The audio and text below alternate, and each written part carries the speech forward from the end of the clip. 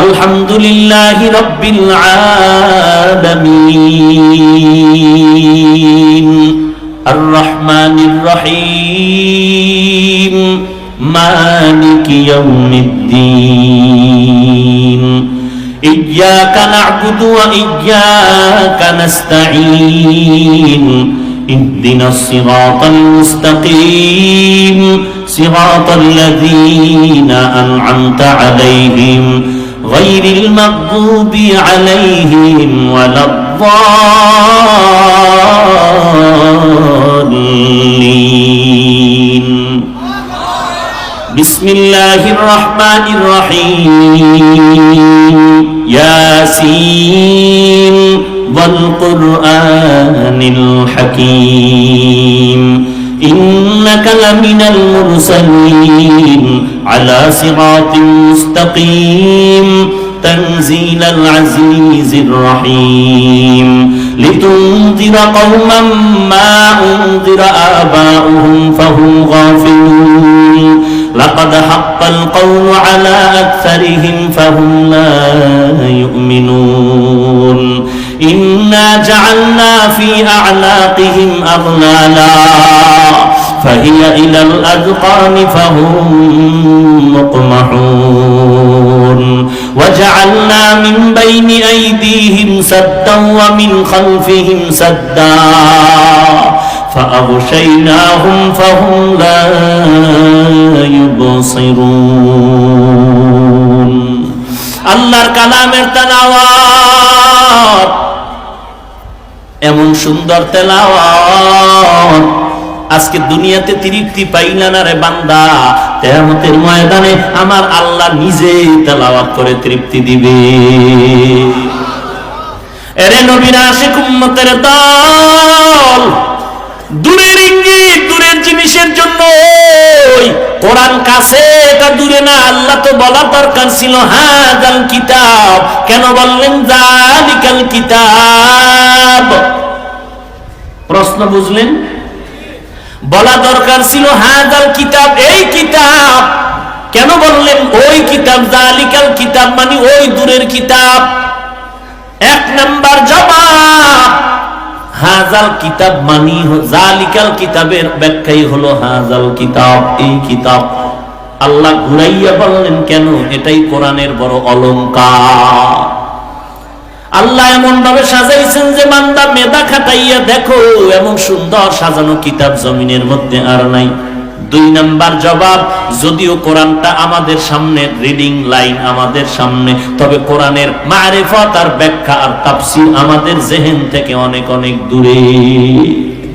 তিন নাম্বার জবাব, ওই কিতাব মানি ওই আদম আলাইহিস সালাম থেকে ঈসা নবী পর্যন্ত আল্লাহ যত কিতাব দিলেন, যত ইলম দান করলেন, বিধি বিধান দান করলেন, সবগুলো সমষ্টিগত জমা করে আল্লাহ কোরআনের মধ্যে দিলেন।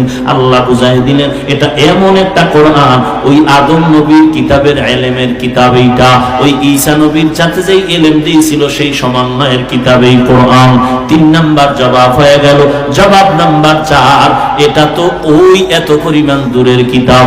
ওই কিতাব মানি হলো ওই লাউহে মাহফুজের কিতাব। লাউহে মাহফুজ কোথায়? এই ফেনীর বর্ডারের বর্ণে। হ্যাঁ, শিক্ষক ছাত্রকে বলে আসমান কাছে না হিমালয় পর্বত কাছে? বলতো ছাত্র বলে স্যার আসমান কাছে। বলে বললি কেমনে? বলে হিমালয় পর্বত দেখা যায় না, আসমান সরাসরি দেখা যায়। লাউহে মাহফুজ কোথায়? আরশে আজিম। আমরা যে জমিনে বসবাস করি, দর্শন বলে এই নাম, এটার নাম পৃথিবী। এখান থেকে যে আমরা দেখতে পাই প্রথম আসমানের মাঝখান জায়গাটাকে দর্শন বলে মহাশূন্য। এই মহাশূন্যের মাঝখানে একটা স্তর আছে যেটাকে বলে মধ্যাকর্ষণ। ওখানে স্যাটেলাইট তৈরি করে রাখছে, যা রেখে দিবে উপরেও যাবে না নিচেও যাবে না, মিডল পয়েন্টে থেকে যাবে। ওখান থেকে স্যাটেলাইট দুনিয়ার খবর নিয়ে সেন্টারে দেয়, সেন্টার আমাদের কাছে খবর পৌঁছায় দেয়। মায়ার নবী বলেন, আমি মেরাজে যখন রওনা হয়ে গেলাম, বাইতুল্লাহ থেকে বাইতুল মাকদিস, ওখান থেকে প্রথম আসমানে চলে গেলাম। আসমানে গিয়া এই যে মহাশূন্যটার দূরত্ব হলো 500 বছরের পর, আমি প্রথম আসমানে গিয়া দেখলাম 2টা দরজা লাগানো, দরজার মধ্যে তালা মারা, দরজাগুলো জমরাত ইয়াকুত পাথর দ্বারা বানানো, আর দরজার তালা হলো নূরের তৈরি তালা। ভেতরে দারোয়ান আছে। জিবরাইল বললেন দরজা খুলো, বললে কে? বলে আনা জিবরাইল। ওমা মা, তোমার সাথে কে? বলে হুয়া মুহাম্মদ। ভেতরের দারোয়ান ফেরেশতা বলে আসার অনুমতি আছে নাকি? বলে আছে। বলে তালা খোলো। ভেতরের দারোয়ান বলে চাবি তো আমার কাছে নাই। বলে তো চাবি কি? বলে চাবি হলো বিসমিল্লাহির রহমানির রহিম। নবীজি বলেন আমি তালা খুলে ফেললাম, ভেতরে ঢুকলাম। আসমানের মধ্যে 2টা দরওয়াজা কেন? হাদিস শরীফে রাসূল বলেন, এক দরওয়াজা দিয়ে মুমিনের আমল আরশে আজিমে চলে যায়, আর একটা দরজা দিয়ে মুমিনের জন্য রিজিক জমিনের মধ্যে আসে। এই জন্য খাঁটি মুমিন যখন ইন্তেকাল হয়, আসমান কাঁদে, দরওয়াজা দুটোটা কাঁদতে থাকে।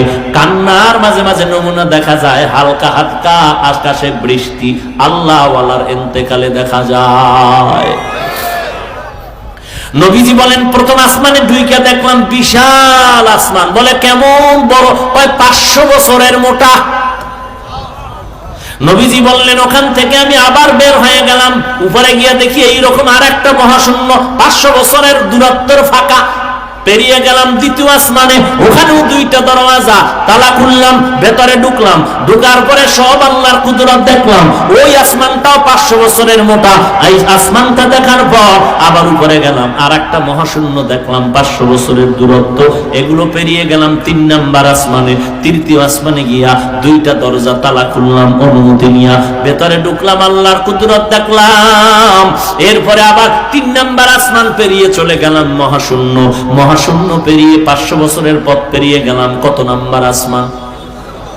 3 নাম্বার। চতুর্থ আসমান। চতুর্থ আসমানের মধ্যে গিয়া দেখলাম গোটা দুনিয়াকে সূর্য যে আলো দেয়, ওই সূর্যটা চতুর্থ আসমানে লাগানো আছে। সারা দুনিয়াতে যে সূর্য আলো দেয়, ওই সূর্যটা চতুর্থ আসমানের মধ্যে লাগানো। আমি পয়গম্বর সূর্যটা লাগানো দেখলাম। উপরে 3টা আসমান, নিচেও 3টা আসমান, মিডল পয়েন্টে আল্লাহ সূর্য রাখছেন। আমগো যুক্তি মতো যদি একটু টান মারিয়া উপরে উঠাইয়া দিতেন, সূর্যের তাপের অভাবে জমিনটা বরফ হয়ে যেত। আবার যদি একটু নিচে ধাক্কা দিয়া নামায় দিতেন, সূর্যের তাপে পুরা জমিনটা পুরিয়া ছাই হয়ে যেত।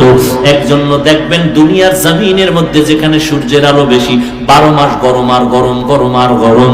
আবার যেখানে গিয়া দেখবেন উত্তর মেরুতে যাবেন, ওখানে সূর্যের আলো কম, নদীর পানি পর্যন্ত বরফ হয়ে যায়, ঠান্ডা ঠান্ডা ঠান্ডা ঠান্ডা। আল্লাহ এমন জায়গায় সূর্যটা রাখলেন, কিয়ামত পর্যন্ত এই সূর্য আল্লাহ দেওয়া বান্দার ডিউটি পালন করবে আল্লাহর অর্ডারে। আজ পর্যন্ত বেয়াদবি করে না। ওই সূর্য, বিজ্ঞানীরা বলে এই জমিনটা যত বড়, এর থেকে 13 লক্ষ গুণ বড়। কিন্তু আমি বলি বিজ্ঞানীদের থিওরির মধ্যেও ভুল আছে, কারণ বিজ্ঞানীরা আজও পর্যন্ত পৃথিবীর যথেষ্ট পরিমাণ আয়তন নির্ণয় করতে পারে নাই। তার দলিল কি? সূরা কাহাফের মধ্যে জুলকারনাইনের ঘটনা আছে। জুলকারনাইন গোটা দুনিয়ার শাসক। ওই জুলকারনাইন উত্তর মেরুতে চলে গেলেন। উত্তর মেরুতে গিয়ে দেখলেন 2 পাহাড়ের পাদদেশে একটা ফাঁকা জায়গা, ওখানে মানুষ বসবাস করে। পাহাড়ের ওই পাশের একদল দানব আইসা এদের উপরে হামলা করে। এদেরকে কোরআনের ভাষায় বলে এরা এজুজ মাজুজের বংশধর। বাদশা জুলকারনাইন লোহা দিয়া প্রাচীর নির্মাণ করে পাহাড়ের পাদদেশের ফাঁকা আটকায় দিলেন। মুফাসসিরিনে কেরাম বলেন, ওই ইয়াজুজ মাজুজের বংশধরেরা প্রতিদিন সকাল থেকে সন্ধ্যা পর্যন্ত দেওয়ালটা ওই পার্শ্ব থেকে চাটে। সন্ধ্যা যখন হয় তখন ফিরে যায়, হালকা পাতলা রেখে বলে কালকে আইসা চাটবো। পরের দিন আইসা দেখে আগের মতো মোটা হয়ে গেছে।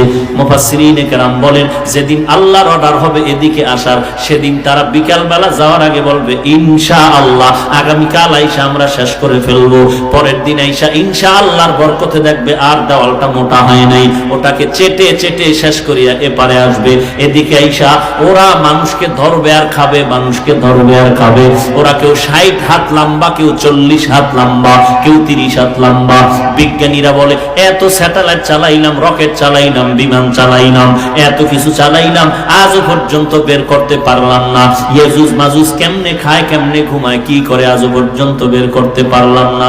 কয়েক বছর আগে পত্রিকায় খবর আসছিল রাশিয়ার মধ্যে একটা আগুনের গোলা বের হয়েছিল, আগুনের গোলা।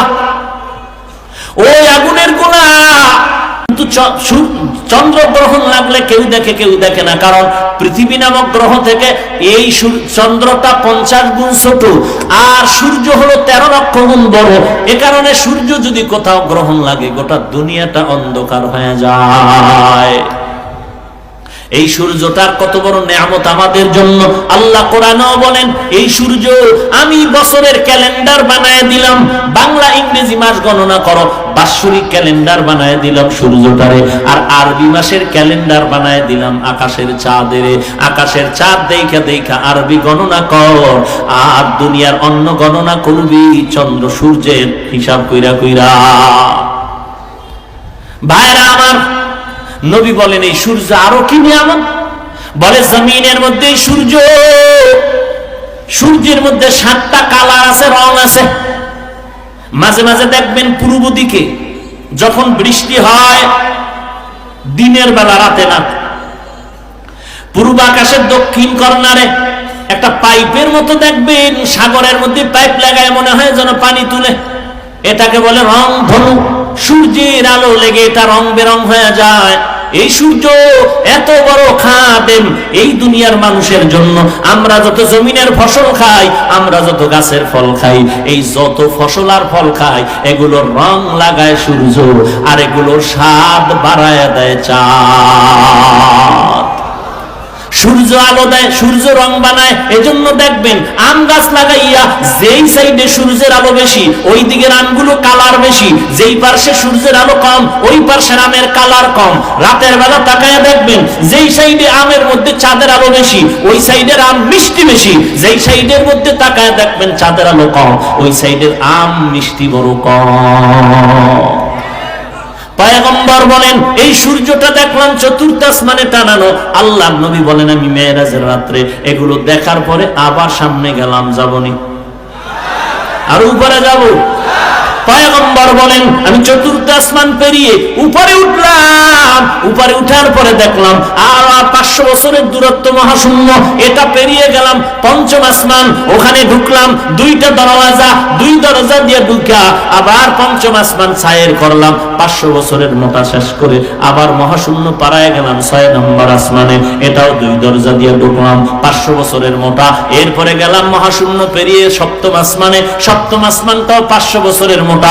এর উপরে চলে গেলাম সপ্তম আসমানের উপরে গিয়ে দেখলাম একটা কাবা, যার নাম হলো বাইতুল মামুর, ফেরেশতাদের কাবা।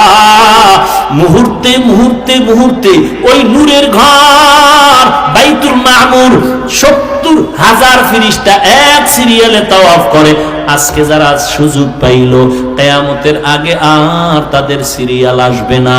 এবার চিন্তা করেন কি পরিমাণ ফেরেশতা আল্লাহ বানাইছে।